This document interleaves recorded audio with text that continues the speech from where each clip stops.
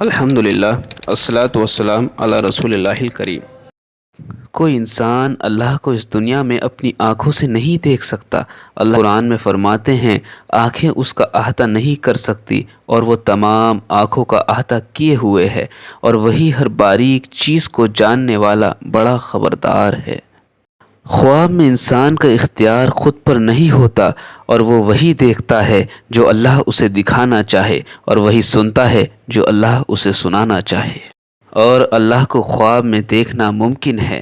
اگر کوئی انسان خواب میں دیکھے کہ اللہ اس سے راز کی بات کرتے ہیں تو یہ اس بات کی دلیل ہے کہ وہ شخص اللہ کے نزدیک بزرگ ہے، اور اگر دیکھے کہ اللہ اس سے حجاب کے پیچھے بات کرتے ہیں یہ اس کے دین کی خلل یا خطا کی دلیل ہے،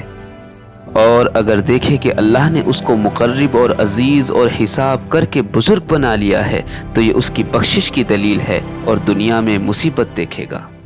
اگر دیکھے کہ اللہ اس کو نصیحت کر رہے ہیں تو یہ اس بات کی دلیل ہے کہ اللہ کی رضا اس میں نہیں ہے، اور اگر دیکھے کہ اللہ اس کو خوشخبری دیتے ہیں تو یہ اس کی رضا کی دلیل ہے، اور اگر دیکھے کہ اللہ اس کو ڈراتے ہیں تو یہ اس کے غضب کی دلیل ہے، اور اگر دیکھے کہ وہ اللہ کے آگے سر جھکائے کھڑا ہے تو یہ غم اور رنج کی دلیل ہے،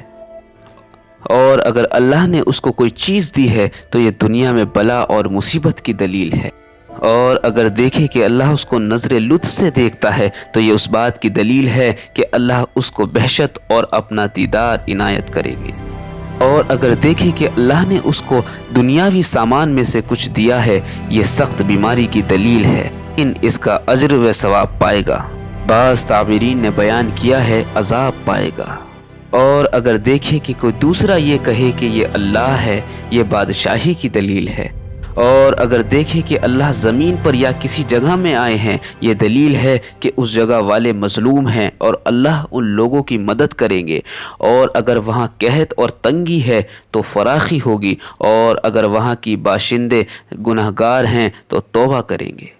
اور اگر اللہ کو نورانی شکل پر دیکھے جس کا کہ بیان نہ ہو سکے تو یہ غم اور رنج کی دلیل ہے، اور اگر دیکھے کہ اللہ نے اس کو اپنے نزدیک بلایا ہے تو اس کی تعبیر یہ ہے کہ اس شخص کی موت قریب آ گئی ہے۔